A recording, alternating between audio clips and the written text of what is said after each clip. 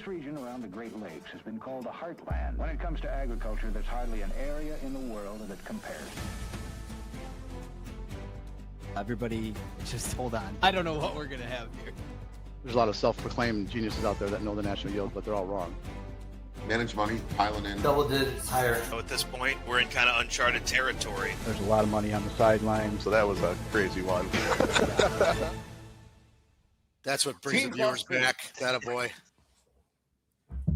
Good morning, everybody. It's Wednesday, June 17th, and this is the AgYield War Room. I'm Dan Dempsey, and I'll be moderating today's session. As always, if you get any questions or comments, please feel free to drop us a line in the chat area. I'll be sure to get to it during the show. Overnight markets here: July corn up 5.5 at 4.19 1/4. July soybeans are up 7 3/4 at 11.37 3/4. And July Chicago wheat was up 13 at 6.09. This morning we had an export sales announcement: 372,000 metric tons of soybeans to unknown destinations. 60,000 of the balance was for old crop 25, with 312,000 being for new crop 26. So with that, Dustin, let's kick it off. Certainly an interesting open yesterday morning, followed by strength throughout the session. Saw a little follow through here overnight. I guess give us some thoughts to go on here this morning, and then we'll throw it around the room. Yeah, thanks, Dan. Yeah, the rumor mill that China was buying heavily was strong last night, and rumors they were shopping yesterday were strong. Anything over 100,000 metric tons has to be reported. They did not label China; it was unknown destinations. Be curious to see how they open up after these announcements today. If that same strength holds. I don't think that type of a move happens in a vacuum. I mean, it's a 25-cent move on a rumor. So I do think there's something that could potentially to it. I mean, as we were talking yesterday, you do think, there's a chance that with prices being this low, Trump could be that squeaky wheel on markets again at some point. Like, what we saw in February was that he was unhappy with the pace at which they were buying, and he was trying to negotiate more. Going into midterms, I still think that is something we could see. And if the market's reaction to a rumor is that, it's got to bid it up 25 cents instantly, it does make me wonder, like, what are they not really trading this demand? Are we not really expecting this 25 million metric tons? If they really are saying, well, let's have the market prove it, then that's kind of encouraging that we have gotten a little too cheap. Just because I think that there's a good chance they will follow through with it, personally. Hey, Justin, what are your thoughts this morning? Yeah, I guess, kind of surprised by the move yesterday too. To Dustin's point, I think if we really didn't believe they were going to buy a meaningful amount of soybeans, we'd be a lot lower personally. I think we'd be a 9 handle in front of beans. So, I mean, to get the carryouts that we have, we're penciling in a lot of demand, and we've had 0 on the books, and maybe just coming from 0 on the books to something just got people excited. Beans have held support relative to everything else. I think a lot of it, being the crush margins, as we've talked about a lot on the show. Now it makes sense to me that, crush broke pretty hard after this, because if we're going to have plenty of beans and crush wide open no matter what, you'll just stay super high crush margins. But if you start actually getting to a point, and I think we did, maybe when we were down yesterday in the overnight hours, we were down a dime before we opened, starting to get kind of competitive with Brazil. So it makes sense that they would buy some, and maybe that proves that we have to be competitive to do the 25 million tons. So I think there's probably a couple different ways you could look at this, both bearish and bullish on that front. So yeah, it's been a slaughter no matter how you look at it, right? So, I mean, I think any one of these markets, if they get something positive after the bloodbath that they've had, I think there's going to be some air gaps and, probably big distances from here to where there's really heavy farmers selling again until you get further down the line and, kind of know what the crop size is. Yeah. So I think there's going to be air pockets for sure. We've seen a pretty good last 2 sessions. We've seen corn open interest uptick 31,000 too. So be interesting to see what the flavor is there after getting short. And yeah, I think that's a really good, Dustin pointed out, I think it's a really interesting dynamic where it's not just long liquidation, it's just more open interest. So you're getting, we've talked about this a lot too. I mean, managed money, there's lots of different types of manage money. We bundle them all into one category, but there's a lot of people that trade our markets for a lot of different reasons. So probably overall constructive that we are having just open interest. At least there's interest into trading our markets, right? Versus just like get me out and burned out and I have no interest in doing anything here. So maybe that's encouraging a little bit that we'll probably still keep getting volatility once you have this first move, which I've, kept saying, we're under 440 on today's date in December corn, for example. Not that you could obviously go a lot lower, but the pain goes down with a lot of growers with just all the different farm bills and stuff. So it probably just becomes a tougher short, especially if you're a fresh short under those levels, in my opinion, for now. Yep. Anything to add, fellas? Pretty short and sweet here this morning. We've been dude, Justin, if you looked at I know we haven't done it yet, there's 9 days left, but like July options, kind of where the average put and call is, because obviously there's a ton of open interest, between 430 and 450 in July corn, for example. Now that'd be a stretch, I think, to maybe go that high, but there are a lot. There's like 50,000 puts and calls at the 450 strike, and there's 30-some thousand. So there's just a lot of different things that could happen going into option expiration too. Yeah, when you have that big of a sell-off, you generally you have more puts in the money than calls because you're coming from coming into contract lows, and we have seen those in the past where I think Ben says it well, like not everyone can get paid. Another way to look at it is like, what was the reason for buying put options in the first place? It's because they didn't really want to sell yet, right? Now, if a certain number of those are, against bushels that need to be exchanged, then yeah, they could be getting out of them, and turning them into sales through exchanges. But it could also be that we've just, there are a certain subset of growers that will have, and whoever's holding these long options that didn't really necessarily want to be short. It was more of a protective measure. And as they liquidate, the market lifts off a bit. So I'm sure we'll be talking about that in the letter tonight. I'll write a detail of like exactly where that average strike is. So. Just had an interesting question come through, Nick, this morning. Good morning, Nick. With all the carry for new crop, is all that corn in the commercials, or do you feel like there's still a bunch of bushels on the farm? Gentlemen? Well, yeah, we'll know more in the next couple of surveys, how much, but, we have about almost a billion bushels more, a lot of that mostly on farm, mostly in, places like the Northwest, like Minnesota, South Dakota, Nebraska, and these contracts are geared to go downriver. There was a pretty strong basis bid in the East for a lot of the early part of the season. I think the market was just assuming that the bushels just weren't really out there. The yield wasn't what the USDA was suggesting. It was record yield on basically record acres. Huge record production this year.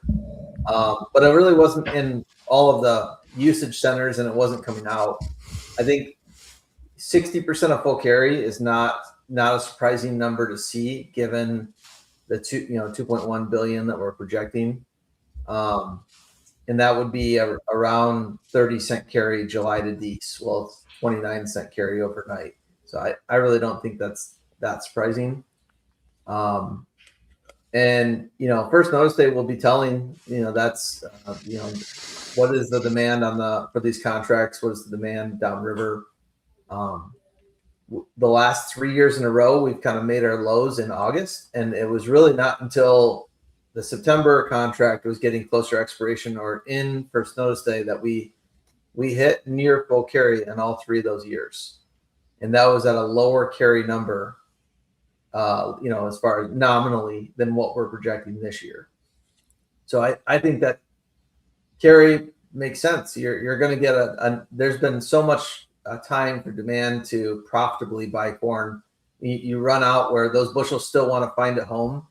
And there's not like a scarcity from the demand side, or they're having a hard time buying it. You're going to get good carry markets at these cost of carry structures. So I think it kind of makes sense. It's just what happens next year when it gets locked up again, and do we have enough bushels grown we don't know yet, right? We have to see what weather provides in July.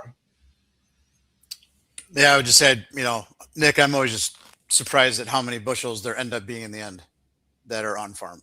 You kind of think like, oh, it's gotten cleaned up, and then even the best hedgers seem to like, oh, I got this extra 50,000 I was hanging on to, or and I think that combined with, hey, we've built a lot more storage over the years, so you feel like you got to use it.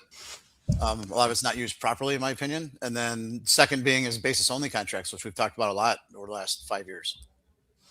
Getting paid a portion of that, and then kind of just pretending like you just, I think a lot of people don't even pay attention to the carry. They just have this open contract, and they know they just have to price it at some point, right? So they got paid some. So I think the combination of those two things encourage more on-farm storage than probably should be. And it kind of comes to a head at the end of these first notice day periods. So it will be telling, to Dustin's point, I think, how that acts.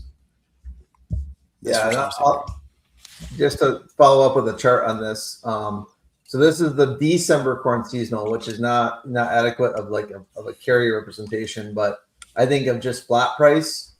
The orange line is the most recent 10 years. Well, it doesn't have 25 in there, but it's got 15 through 24. And then the green line, is your 05 to 14 average. You'll notice though, is that the time that we kind of make the highs right around now, mid-June, that's consistent, for both decades. But in more recent decades, we've seen sharper, steeper sell-offs, and they've happened earlier. They're happening in end of August rather than into your gut slot in October like you'd expect. And, you always want to try to paint your own narrative of why that's happening. I think a lot of that is, to Justin's point, the basis only contract situation is we've gotten really good at kicking the sale down the road.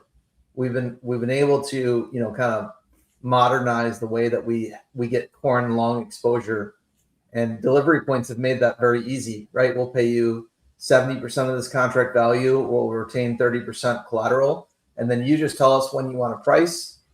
We'll roll you every month and just discount the spread. And then you have up until the end of August to price it. This is happening in addition to all the bushels that are still sitting in the bin at that point that need to be moved before new crop basis comes. And so all of that has been happening right at the worst time, right in about August. And so 3 years in a row, the low for the entire marketing season has been in August. I don't think that's coincidence. I think it has a lot to do with the way that we set up the sale to be later. Yep, I agree. Well, good stuff, guys. We got a couple minutes here. Let's move over to livestock real quick. Ryland, we're going to have cattle on feed tomorrow, given that it's a shorter week. Friday is a holiday there. So we'll get that out. Fats and feeders carving new highs every session, it feels like lately. But the July hogs, I think that's the interesting one here too, is they're starting to grind back towards their lows, just like June went off, which is an interesting dynamic. So maybe share a few thoughts here as we start today. Yeah, no, it was another good close. I mean, we've ripped pretty good yesterday, and I think it's about time, right? Everybody's been looking at the basis, looking at the discount on futures relative to where kind of cash has been shaping up. And I just think overall, been seeing a lot of new support kind of coming into this market, probably because of that. Cash market has stayed relatively flat. It was a little bit lower last week, but now I think there's a bit more confidence going into this week. We haven't seen anything yet. But also just seeing the placement numbers expected at 92.8%. I think that gave the back end of the market just a little bit of confidence that it needed. So I think you've attracted a lot of new buying to the market in general, especially with, some of the new cases of screwworm that have been popping up here. So, the market's still holding up. Supplies are still relatively tight. I know on feed inventory is expected to be 102.3. But it seems like overall, things are still supplies are still just kind of in the historical kind of that tight kind of slot here. So I think that's still going to be the narrative right now. And then throwing screwworm on top of that, I think just in general, there's a lot of just active support here. Beef prices have been kind of creeping back up here. I mean, choice cutout was up nearly $5 yesterday. So I think there is a lot more optimism that Packers are kind of going to be forced, or at least have a little bit better margin to pay up this week. So we'll see if that does happen. On the hog side of things, yeah, you just cannot find any real support. I mean, everybody wants to see carcass kind of start to firm up here, and it just has not at all. We did see a little bit of higher cash trade yesterday, up 32 at 97.57. Open interest down 7,300 contracts. So there's no real bulls here to be fed at this point. So hopefully we're getting a little bit oversold. Wouldn't be surprised to see a little bit of a short covering bounce here, but the product markets have just really kind of lagged expectations. I mean, hams trading to the lowest level in 2 months, down 350 yesterday at 76.53. Bellies is still lower on the day, so we're just not seeing that support in the product market that we need to see at a seasonal time. That demand should be kicking up here. So I think we just need to see more consistent support in that to really kind of shake some of the shorts out at this point. Very good. Appreciate the update there. We just came into the open. We got July corn up 4 3/4 here, 418.5. July soybeans are up 7 3/4 at 1137.5. New crop November's up 8 1/4 there at 1154.5. And July Chicago wheat's up 12.5 at 608.5. Tomorrow morning we'll have weekly export sales. Those will be out at 7:30 Central. We'll take a look at those and visit about that in the war room. As we mentioned earlier, again, markets will be closed on Friday. So tomorrow we'll wrap up the week. In the comment section, description of the War Room report, check it out. Deeper dive into all the things we talked about, much like this morning, but a deeper dive, premium content, reactions to USDA reports. Also, a portion of those subscription fees goes directly to support the AgYield NextGen Foundation, which of course puts on our national scholarship competition. We've got 5 very deserving award winners here that we're going to be honoring in July. So check that out. Got any questions, give us a call. We'd love to have your support. Appreciate everybody that tunes in on a daily basis. If you wouldn't mind, throw us a like and certainly subscribe. We're doing this every day that the markets are open on X, Facebook Live, and YouTube Live at 8:15 Central Time. Appreciate the thoughts and comments here this morning, guys. It was a good show. Hope everybody has a great day, and we'll talk to you again tomorrow. The War Room is presented by AgYield, a risk management partner of American grain farmers for over 50 years. Looking for more in-depth analysis? Check out the War Room Report.